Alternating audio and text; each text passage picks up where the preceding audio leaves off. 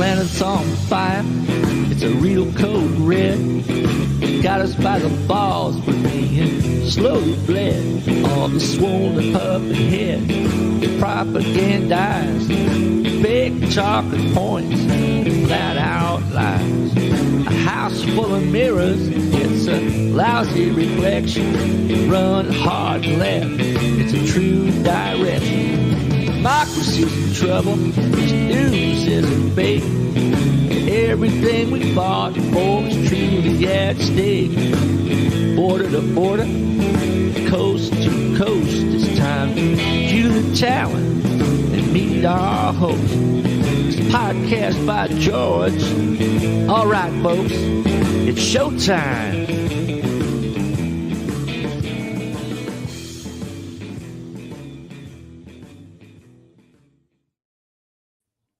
Well, it's showtime. All right. Hello. Hi. How are you? Welcome on in to another podcast by George. Bob Pace starting us off there with the theme song to Podcast by George. And every time I hear that, I think to myself, I hope people don't think when he's singing about Cue the Talent that he's talking about me. Now, he's talking about the guests. I'm the host. The guests are the talent. And we got a great one for you today. It's a returnee, and we're going to be talking about Alex Jones, the First Amendment, a little bit, media, the watching habits of Americans, the ratings decline in the United States that's going on. People are tuning out of the news. We're going to talk about that a little bit, but I want to read this bio. I want to get this up on screen to show our guest here because I love the bio and I love her history and background. I love that photo too. My God, Ariana Pekary is coming back on Podcast by George. Ariana's an award-winning journalist. Now, she formerly worked in public radio and cable news. She became an important member of a primetime show that you may have watched, you may be familiar with. It was hosted by a guy named Lawrence O'Donnell on MSNBC. Yeah. Now she's working to rethink financial incentives in broadcast news through public awareness and advocacy. In September 2020, she joined Columbia Journalism Review as a public editor with a focus on CNN. Now, we're going to be talking about that just briefly, but let's go ahead and welcome her on in and add her to the stream here and say good morning to Ariana Pekary. Hi. Good morning. Hello. Yeah, and we've opened up here with a little bit of a blur on the feed. I'm telling you, this internet thing is amazing. I can do all kinds of pre-shows and set and get ready, and then when I hit the button, it comes in, and it's a little less than perfect, but hopefully it'll improve here as we go along. I don't know what I look like, but she always looks great, even though it's a little bit fuzzy. I think it's improving. Okay. Let's get started here. I wanted to, because we got a big show here, got a lot of things to talk about. I mean, we're going to go all the way from, Alex Jones to maybe if we get a chance, we're going to talk about Afghan news coverage that was a big part of what you were doing on the Lawrence O'Donnell show. But I wanted to get started here with the pontificating pant load, one of those that I talk about here, and it is Alex Jones. Now, most people are, aware of what's happened here, but we're going to talk about some angles that folks may not have considered. And this is from the Associated Press, and they kind of get at the angle that I want to talk about with Ariana today. It says Alex Jones's $49.3 million verdict and the future of misinformation.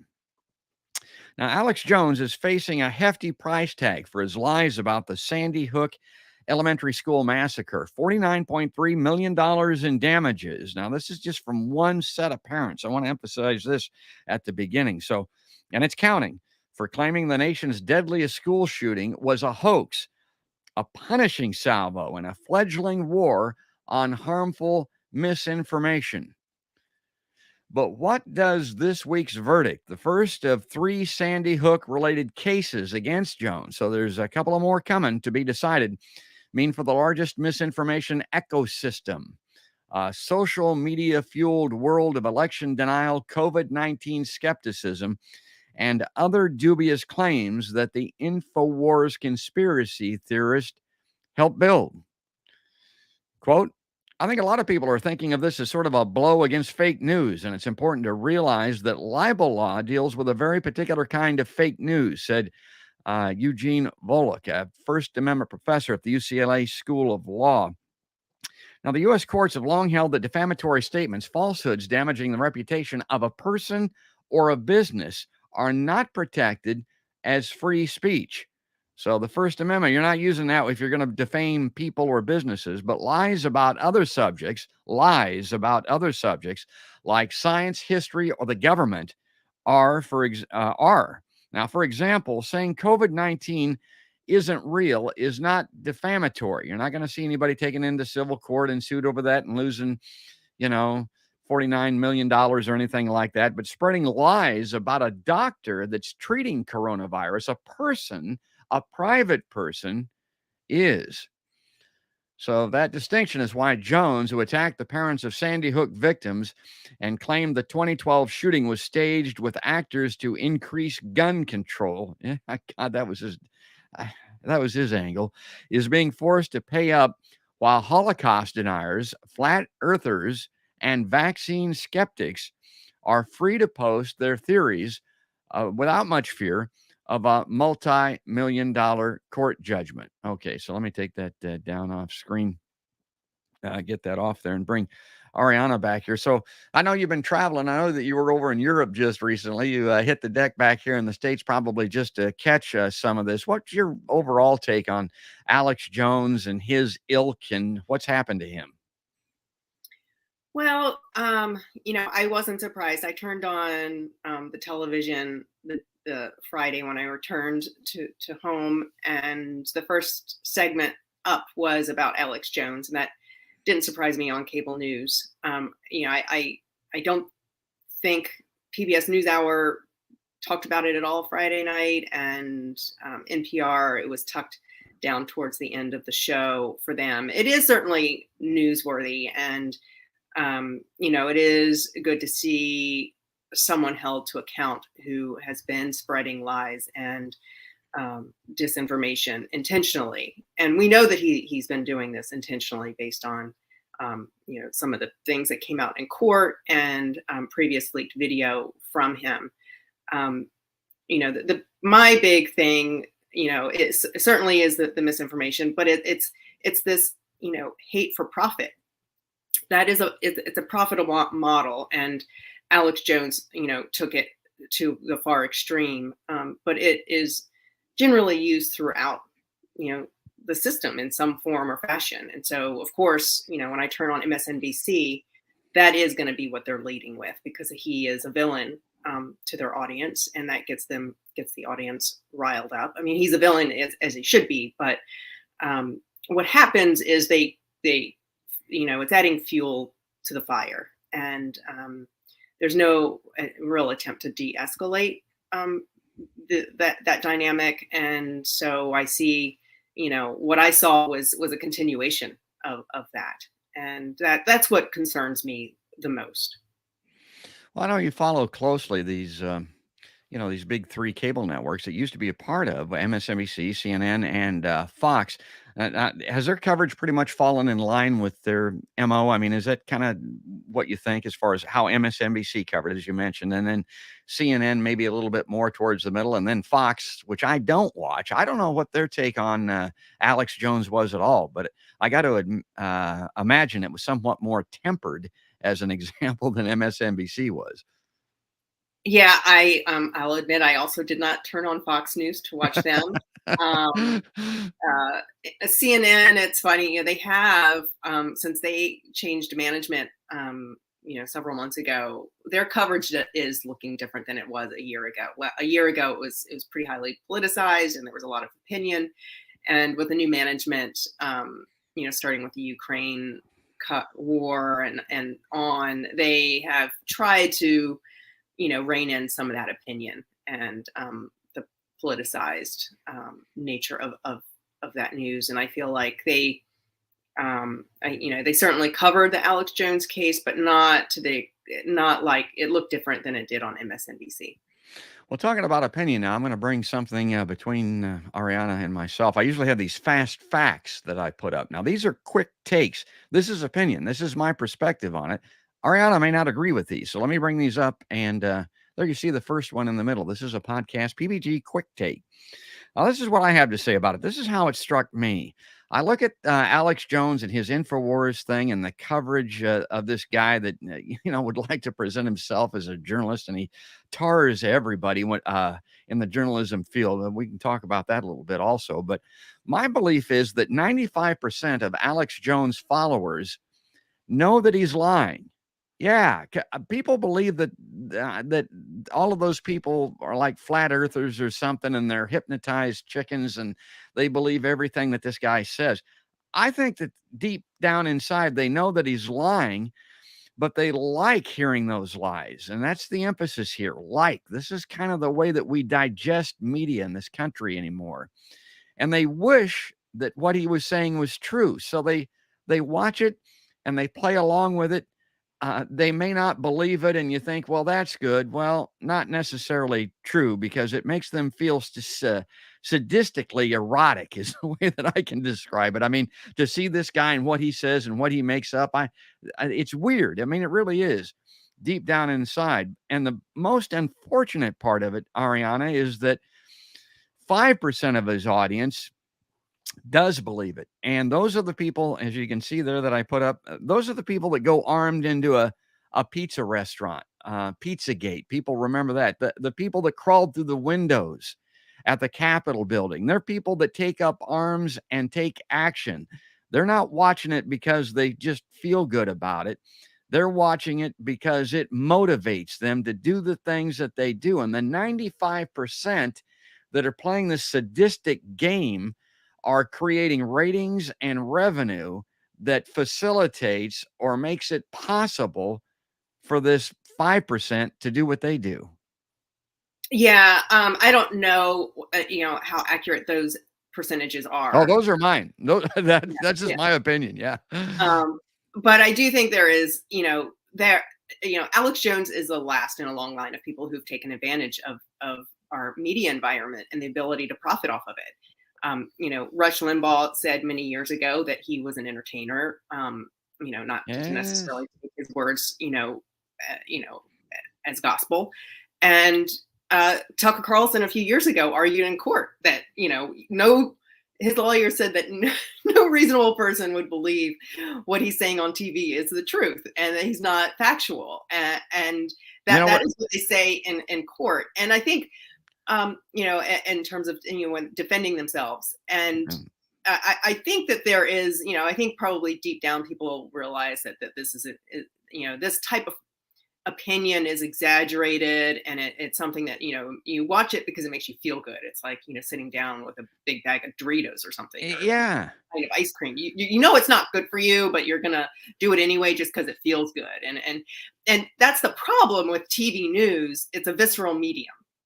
I think if people were to sit down and read words on the page, they would probably be a little more skeptical. It's not the same type of an experience. But sitting in front of a television, it's a passive act, and it's something that people do as a form of kind of unwinding and kind of trying to turn your brain off. And unfortunately, way too many people really turn their brain off when they turn on cable news. And Alex Jones used that model. He wasn't on cable news, but he used it to his advantage through his platform. And yeah, it has an effect on everyone, unfortunately. The small percentage who are true believers are believing it, but the more the concerning aspect are the people who know it's not really true, who watch it anyway, and that amps up. And so, Alex Jones is doing this for profit. I mean, yes. We saw what came out in court.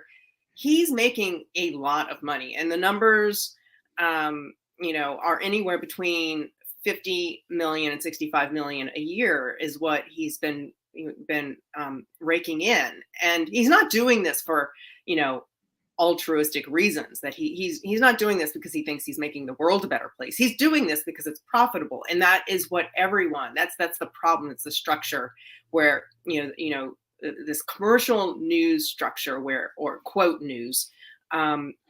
People are making money off of it, and that's why they do it as much as anything.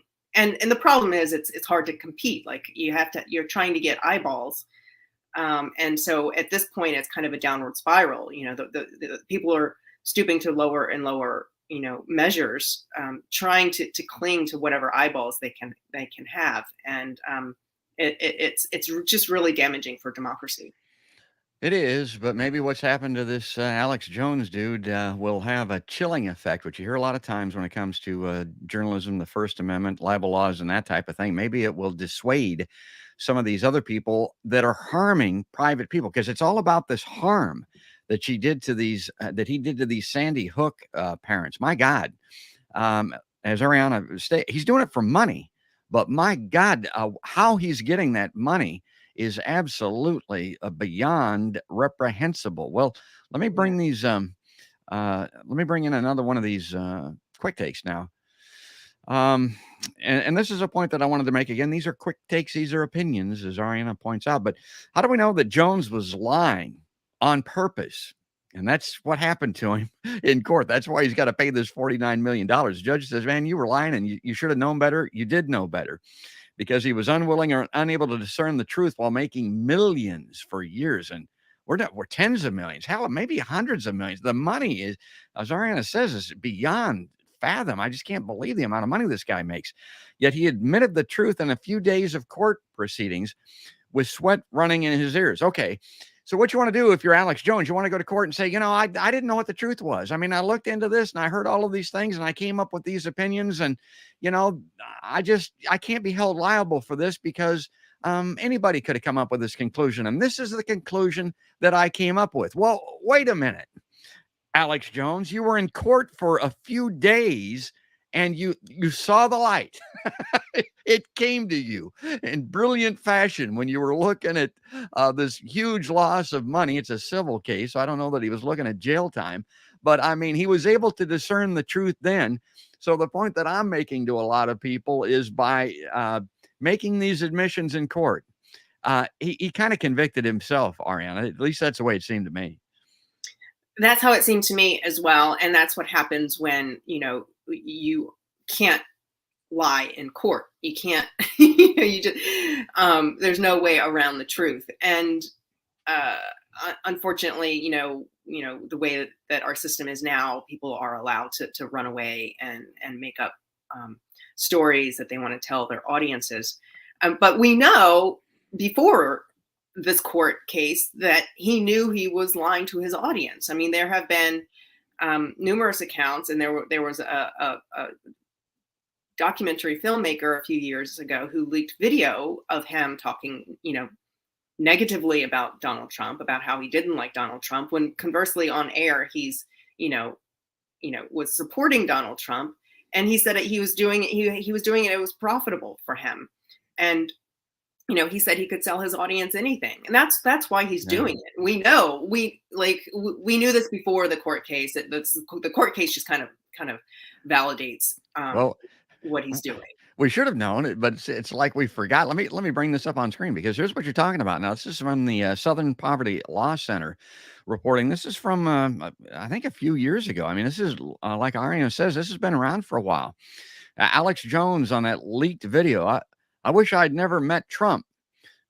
Outwardly, this appears to be about Trump, but let's read into this because there's more to it. Before multimillionaire conspiracy theorist Alex Jones riled up Donald Trump's fans with lies about a stolen election. Yeah, a couple of things I should have mentioned. I mentioned Pizzagate, that January 6th thing. Alex Jones had a hand in that. He had a lot to do with those people losing their minds and crawling through the windows of the Capitol. He privately expressed revulsion over the 45th president. A video leaked to Hate Watch reveals. It's the truth, and I'm just going to say it. I wished I would have fucking met Trump, Jones said on camera in January 2019. Yes, so that was from a few years ago while shooting a documentary in Austin, Texas. I wish it never would have happened. And it's not the attacks I've been through. I'm so sick of fucking Donald Trump, man. God, I'm fucking sick of him. And I'm not doing this because like I'm kissing his fucking ass, it's like I'm sick of it. Okay, so this is this articulate InfoWars. Or before I go any farther, just comment on that. You spent your life, Ariana, around broadcasting and professional broadcasters, radio and television. From what little I've seen of this InfoWars guy, Alex Jones, and what I've seen of him in court, God, This guy is the worst. I mean, he's got a voice you can't listen to. He speaks in crazy cyclical terms that nobody can figure out. And he just kind of has a behavior, a look to him that makes you want to sit back and go, well, this guy's nuts. I mean, how does he get to rise to the top of something like InfoWars and make all of that money as I don't know, you could call him a charlatan broadcast journalist. This guy's a broadcaster. It's hard for me to believe. Well, unfortunately, there are a lot of people out there who I think want to think that they are victims of some greater atrocity in our country, and he feeds into that. It's this victim mentality that there are people out there who are trying to trample our rights and take our money away and take our guns away, and he feeds into that, unfortunately. And there's a bigger discussion to be had about our education system and how we're kind of keeping people uninformed on a academic level. But yeah, I mean, he's acting, and the thing is, he's probably presenting himself. I don't know what he's like in real life. He's probably, you don't want to know. Yeah, I'm guessing he's probably rough around the edges, but he I'm sure he plays that up because that works for the audience he's going for, and they relate to him, and it's a form of acting. And I saw it also at MSNBC. Often I would hear a different opinion behind the scenes or off camera than what people were saying on camera to their audience. I didn't experience that in public radio. It was a much more genuine experience in public radio. They didn't have a reason to try to rile up the audience. And in fact, they were trying to do the opposite. But when it's a commercial model and you're trying to keep people watching, you do what you have to. And that usually involves getting people excited or talking a certain way, and that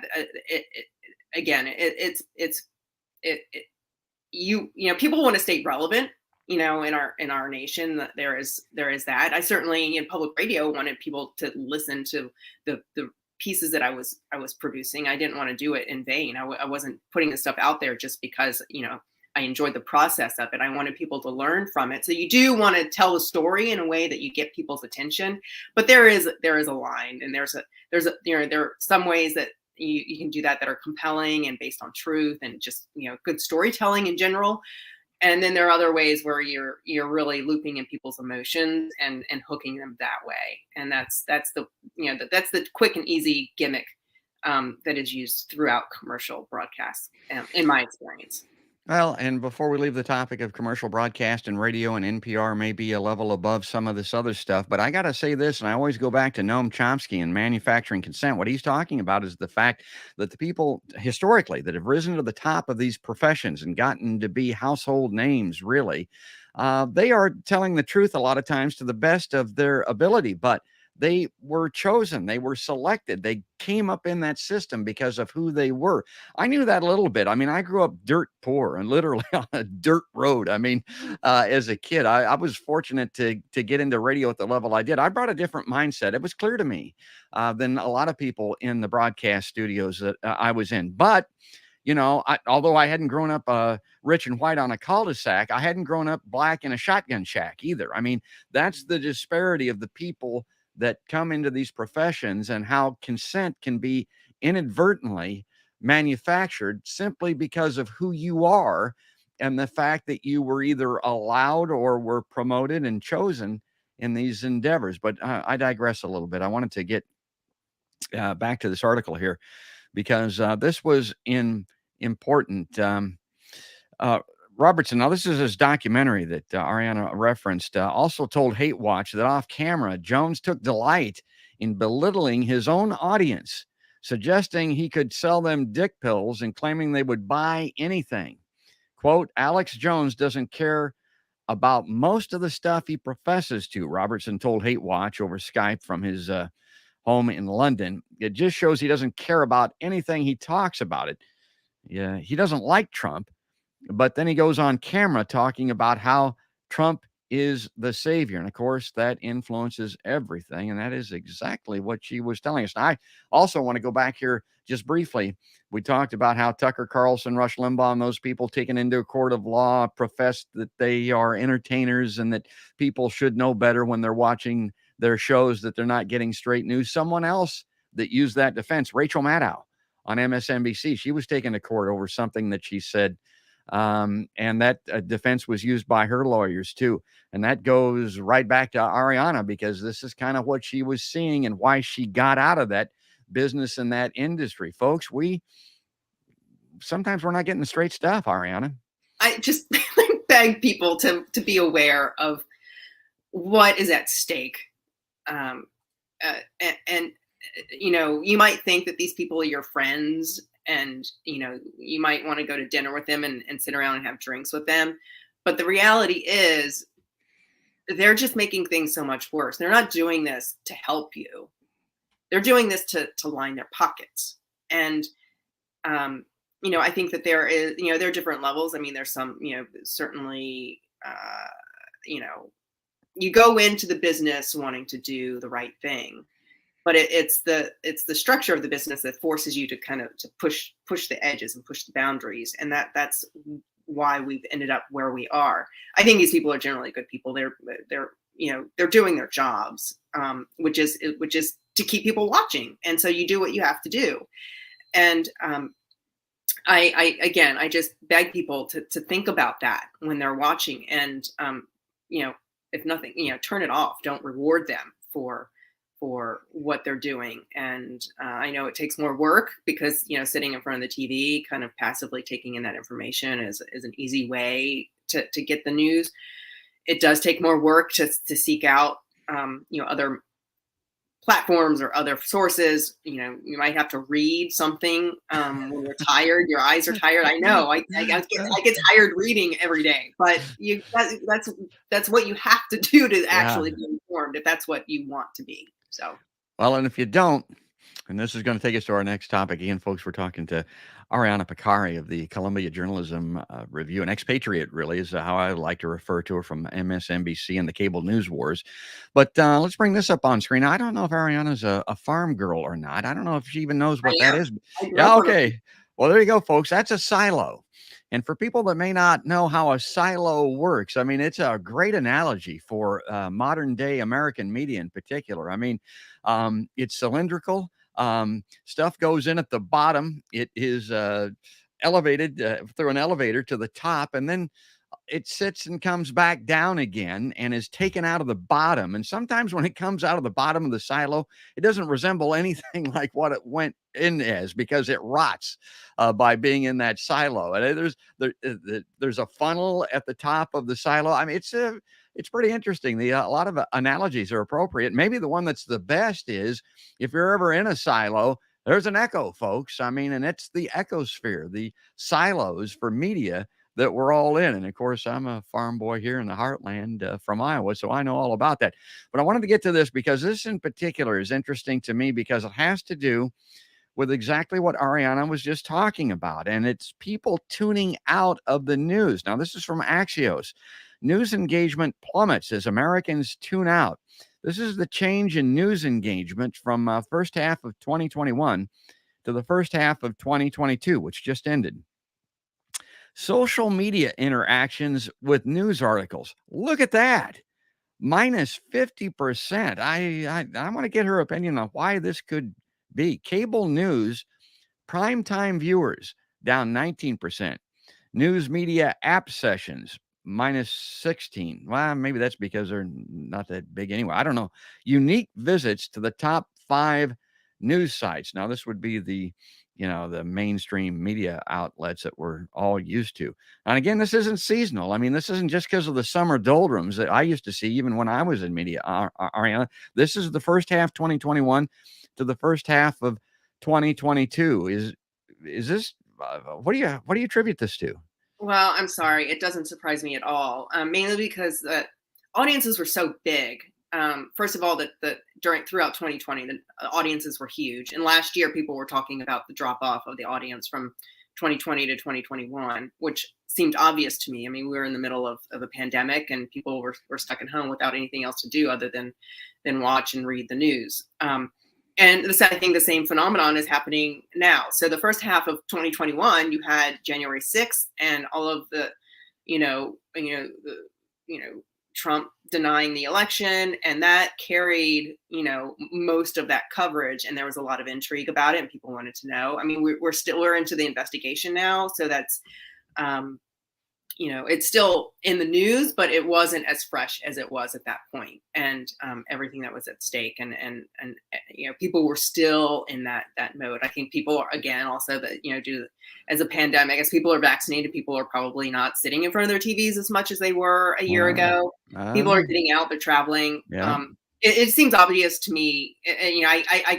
I would not link it to the quality of news, because I think the quality of news has been about the same. I know that they're doing, the news is cyclical, and during election years, you're going to see coverage go up, as people start to tune in, and that this is another version of that. I don't know what's going to happen in the fall, if people are going to start tuning back in because of the midterms, but certainly the first half of this year has not been as dramatic as it was last year. So that, the news itself, I think, has been driving that traffic.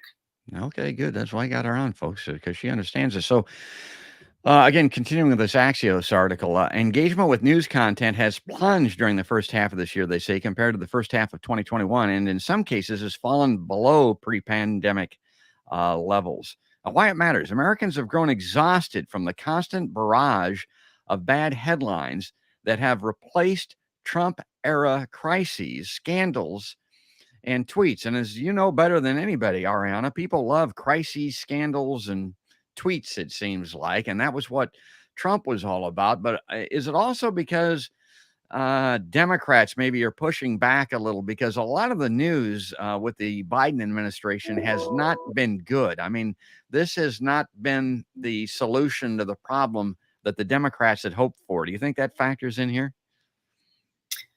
Well, definitely, they've been trying to stir up conflict wherever they could. I think that certainly people are numb to the bad news. I personally am numb to the bad news. I have a double whammy. I'm depressed by the news itself, but I'm depressed by the delivery of the news itself. And so I'm really struggling to tune in, like I should, and engage in the news. And fortunately, I've been able to travel the last, couple of months. So I had a little bit of a reprieve from that. But I think, the news about Biden,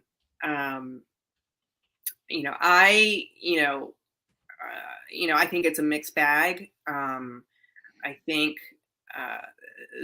the administration has not been as effective. I'm not a political analyst, so I probably shouldn't speak out of turn. But in terms of the coverage, I feel like it is covering the horse race more than the actual policies and what's being done. So, like, for example, they had, been able to pass that Senate anyway, passed, a pretty big package that seemed fairly monumental. And I don't know that it's been getting the positive coverage that it, might have gotten, might merit otherwise. I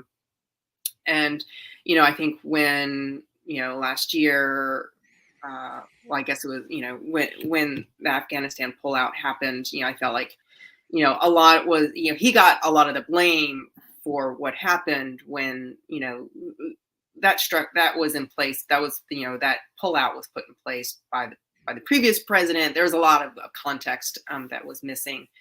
Again, I just feel like in general coverage of the president, whether it's Biden or the past presidents, they aren't covering the nuance of the administrations like they could. It's more kind of a top line, what he said, she said type coverage, whether Manchin supports something versus, what AOC supports. And, it's more of that type of coverage. And that doesn't really inform people very well. And over time, I think people, get tired of it because it feels very predictable, and because it is predictable. Yeah, I'll go along with everything that you just said. I get depressed as well, and probably the reason that I get most impressed in this Inflation Reform Act is a good example of this. It's a fourth of what it was originally intended to be with the Build Back Better bill. It has a lot of issues. Uh, they did allocate some money for it, but this Manchin stuck his hand in it at the end, but that's a subject for another show. I want to get back to this uh, article from Axios now. The big picture, the level of news consumption in 2021 took a nosedive following historic highs in 2020. And that's what Ariana was talking about. Despite a slew of major stories, readers have retrenched further in 2022. Retrenched further. What's that? That's the silo, folks. The war in Ukraine, a series of deadly mass shootings, the January 6th hearings, and the Supreme Court's revocation of abortion rights haven't been able to capture the same level of attention spurred by the onset of the pandemic and the 2020 election. That's interesting. That to me maybe means it's me. Details engagement with news content across all platforms declined significantly in the first half of 2022. Cable viewership across the three major cable news networks, CNN, Fox News, and MSNBC, is on average down 19% in prime time for the first half of this year compared to the first half of 2021. Folks, we're talking about an industry where a percent or two is a big deal. That is massive, but hold on. It's even worse for our friends at CNN. The losses skew heavily towards CNN and MSNBC, which are down 47% and 33% respectively. Fox's ratings are up 12% in that 6 month span. I don't know. What do you make of that, Ariana? Biden, Biden is the differences between Fox and CNN and MSNBC to me feel pretty easy to explain. When Trump was in office, their numbers skyrocketed because there was a lot of anti-Trump coverage, and now that Biden is in office, the opposite is happening. People don't want to watch negative coverage of Biden, and people on Fox News do. So they're feeding that to their audiences, and I have family members. We get on the phone, and you can tell that they have been listening to Fox News, and they have nothing but negative things to say about Biden, and it might be something about the border. It might be something about the economy. Anyway, you just know, you can tell that they're still engaged, and it's that they want to blame someone for what's happening. Again, it's political, and right now the MSNBC and CNN audiences don't want to hear negative coverage of the Democrats. Okay, good. Let me bring this last slide up here. Website visits for the top 5 news websites in the U.S. Unique visits tracked by Similar Web dropped 18% in the first half of 2022. Engagement on social media with news articles cratered over the past 6 months. This is surprising to me, dropping 50% since the first half of last year, despite more articles published, according to data from Newship. Engagement is measured by interaction with articles posted, which includes likes, comments, and shares. Yes, but the steep drop-off in social media engagement with news was likely influenced by Facebook's de-emphasizing news in the news feed as it seeks to move news consumption to its news tab. Now, I know that Facebook is not one of your charges as far as tracking is concerned. Do you know anything about that, Ariana? Well, I can tell you from personal experience, I don't spend a lot of time on Facebook, but when I do, I've definitely noticed, I'm getting a lot more personal material in my feed, much less, there was a time when it was like, I would log into Facebook and it was nothing but stupid, animal videos or, goofy, which is fine. I mean, that's, they're harmless, but, they're, or, highly politically charged content. And I don't see that nearly as much now. And Okay. I certainly think that there's a, there's an upside to that. I think that I think they may have gone to the opposite extreme. So there really is no news on Facebook, and I don't know that the average user on Facebook is going to click on the news tab to see what legitimate news is there. I Right. think people generally go to their own natural, personal feeds, and they aren't getting that. I know, people will post things, and I'll realize way after the fact that they had posted a good story that was probably would have been useful for their friends to have seen, and it doesn't. I don't know what they're doing with it. I think that those posts get buried somehow, and the algorithm is not helpful in terms of that. It's still damaging, I think, because what Facebook is I think done is just taken down all. If there's a news link, if there's a link involved in that post, they just aren't going to give it prominence at all. And I've noticed that with my own posts as well. Like, if I post a news story, something that would probably, merit some sort of engagement, I just don't think people are seeing it. And it just doesn't get the reaction that a more personal post does. So. All right. The pre-pandemic comparison for cable news viewership also shows a drop, with numbers for the three major cable news networks in primetime down 15% in the first half of 2022 compared to the first half of 2019. I think we talked about that. Fox News up slightly, but MSNBC down 16% and 35%. Respectively. Okay, so I've got that too. Yeah, and I got to say this, particularly when it comes to Facebook, you can look at it a couple of different ways. Facebook was never intended to be a news platform. I mean, that Zuckerberg dude came up with it in college as a means to rank co-eds. I mean, that's as sophisticated as it was intended to be. It probably is meant to be cat pictures and grandkitties and stuff like that. And, people that are looking at it to get their news source, although a lot of people do. I mean, research has shown that most people get their news from Facebook and YouTube and places like that. It was not its intention.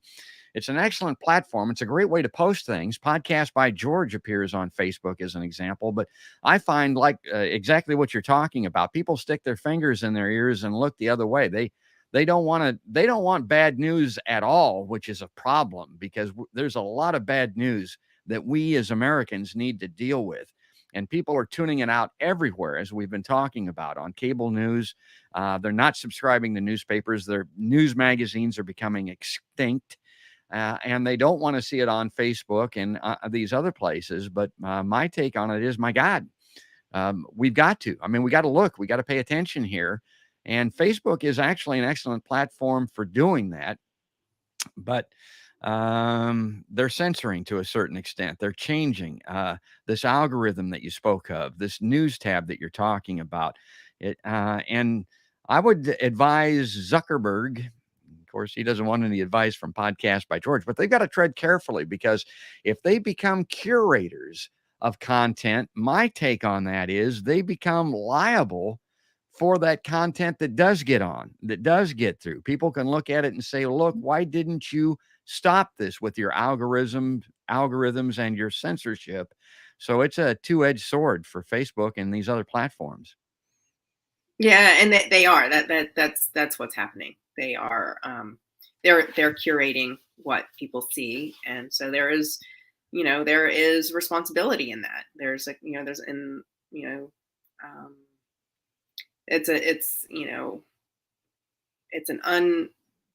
a new world, and we're trying to apply old rules to this new world, and it's difficult. But what happens is, in terms of free speech and the idea that, more, people argue, free speechers of the past will argue the way to combat bad words, whether that's, lies or, just something that you don't agree with.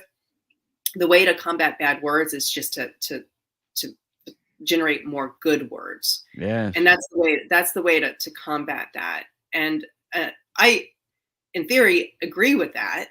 And I don't think that just, silencing bad words is going to make those bad thoughts go away. That they'll just find another, whether you're going to send that information underground or, what have you, people will become paranoid that they're trying to hide the truth from you, when it, not the truth, but what they want to be the truth. But what the problem is in this environment, and we see it with these algorithms more so, is the bad words get more prominent because they tend to get engagement. They tend to encourage engagement out of people. So people are going to react to those posts more. They're going to comment on them more. And that's their goal, is to have people reacting to these posts. And so when the algorithm sifts these bad words to the top, the good words don't stand a chance. And so it's not an equal playing field. And that's why, there's got to be a better way to address that. And the same thing is happening, it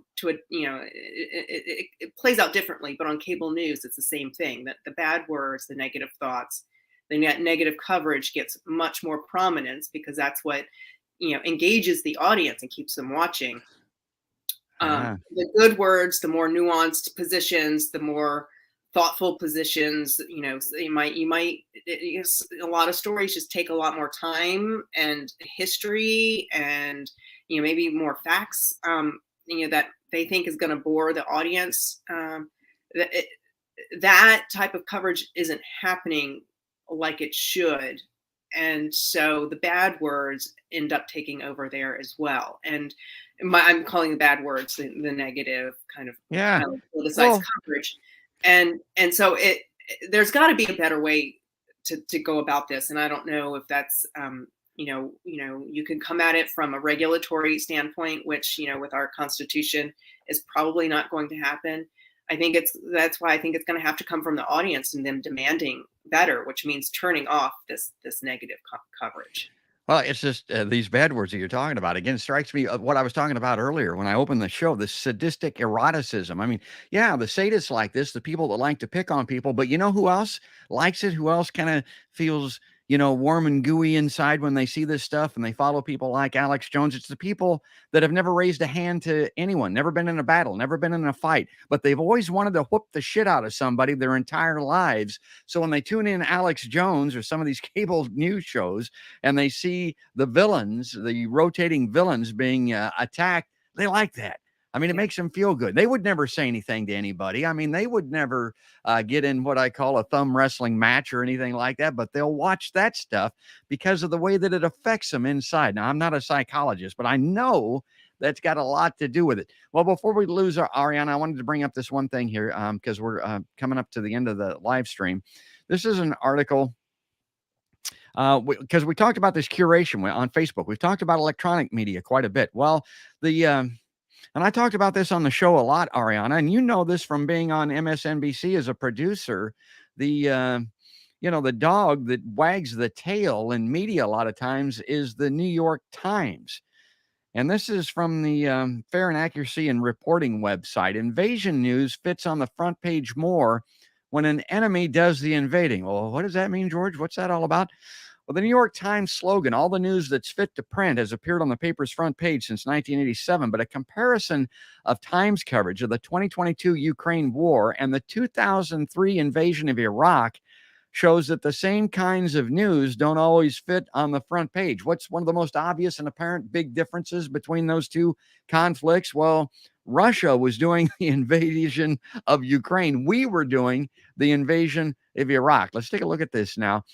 Fair examined front pages of the New York Times between April 1st and April 30th, 2002, and compared to those to May 1st and May 31st, 2003.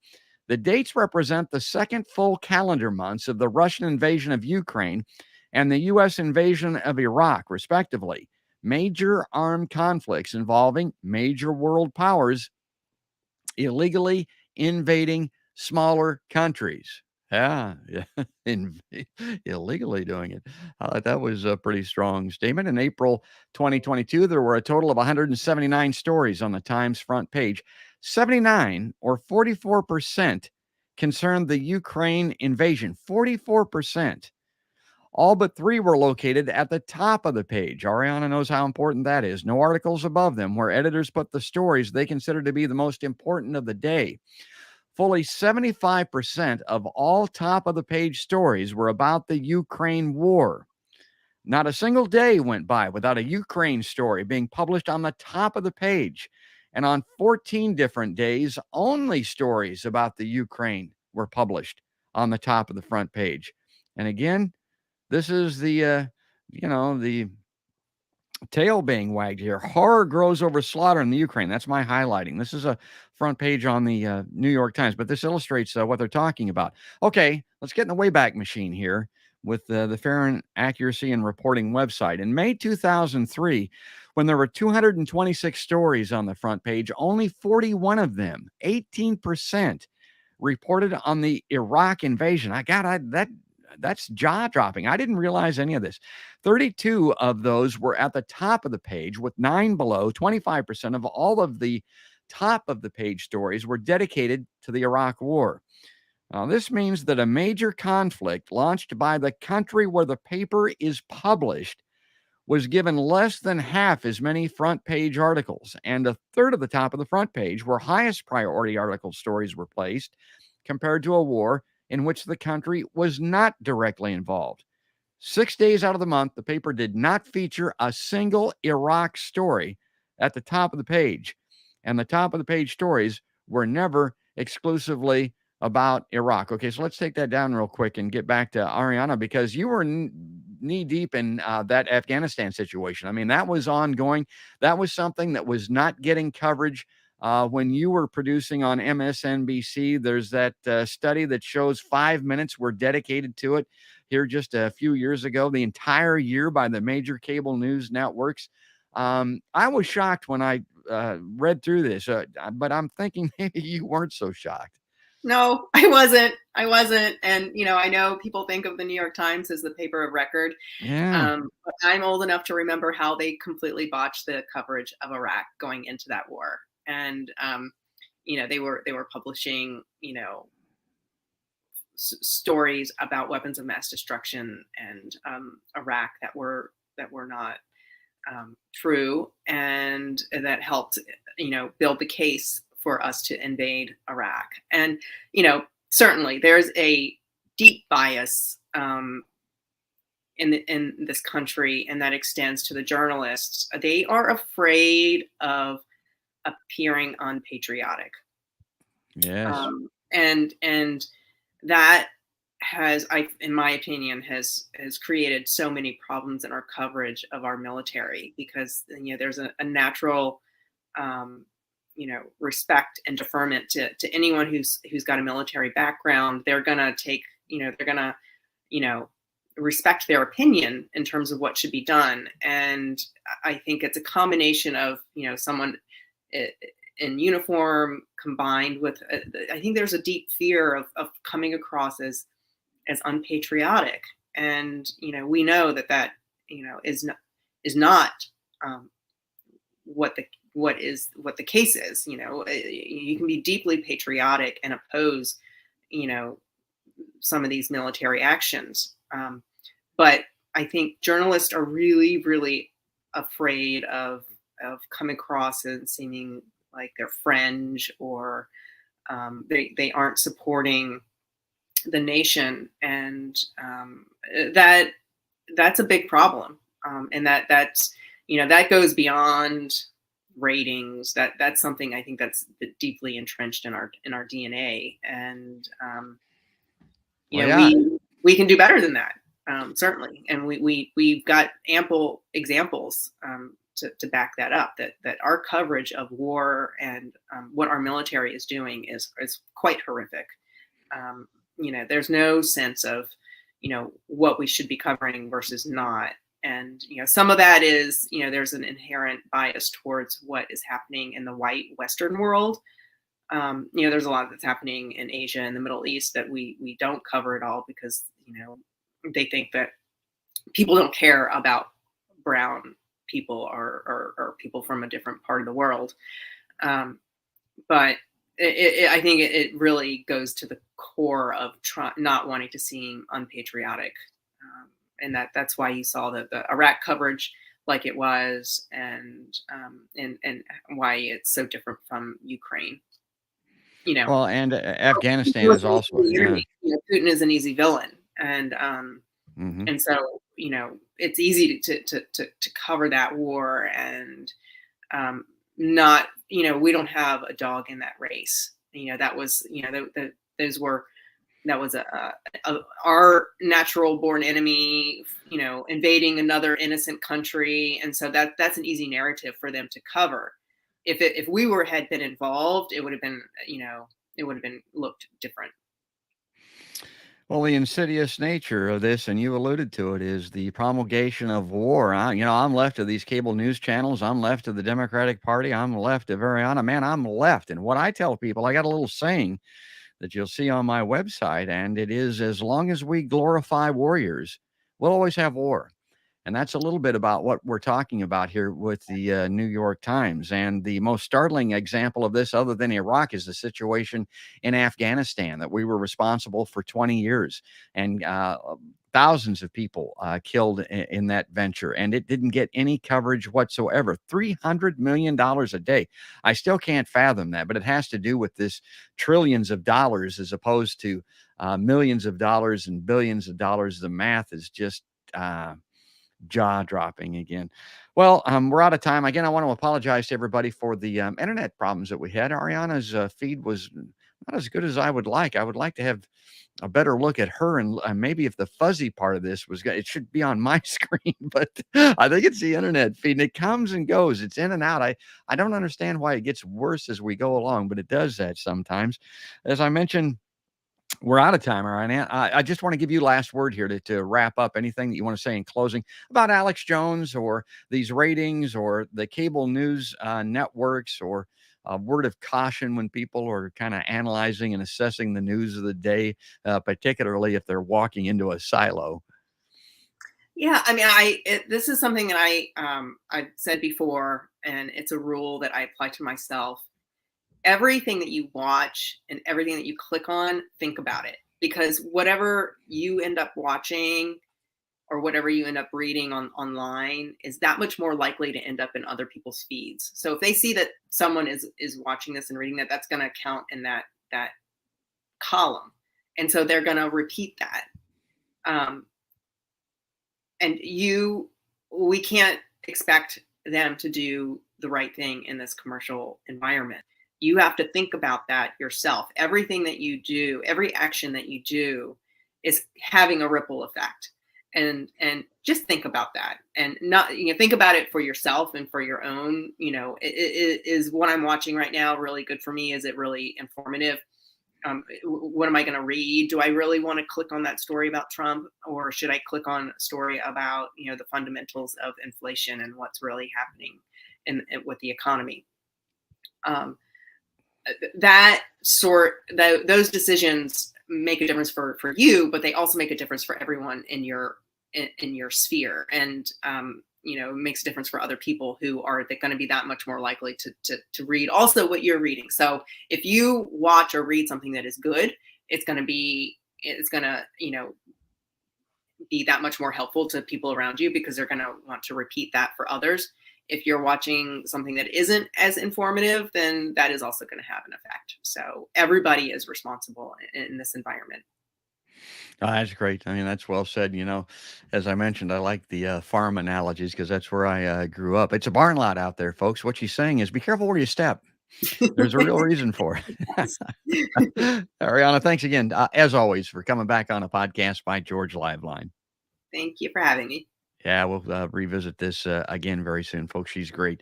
And if you enjoy having her on the show, if you like seeing Ariana, and again, I wish we had been able to see her a little better. The audio was good and consistent. I mean, that stream was good. It'll make for a good podcast, but we did have some video issues because of the internet. But regardless, if you like her as a guest on Podcast by George, my closing remark always is go to podcastbygeorge.com. That's the easiest way to make sure that you get the shows. Now, you can get the video on Facebook and on YouTube, by clicking those little badges or icon, respectively. You just follow us on Facebook. You like us on YouTube, ring the notification bell. And then if you like the audio versions, I know a lot of people listen on iTunes. I need 5-star reviews on iTunes as an example. Subscribe there, but then leave us a review because that gets it higher in their algorithm so that more people can see Podcast by George. But folks, that's going to do it. That's going to wrap it up. That's all there is, and there ain't no more. That's another podcast by George.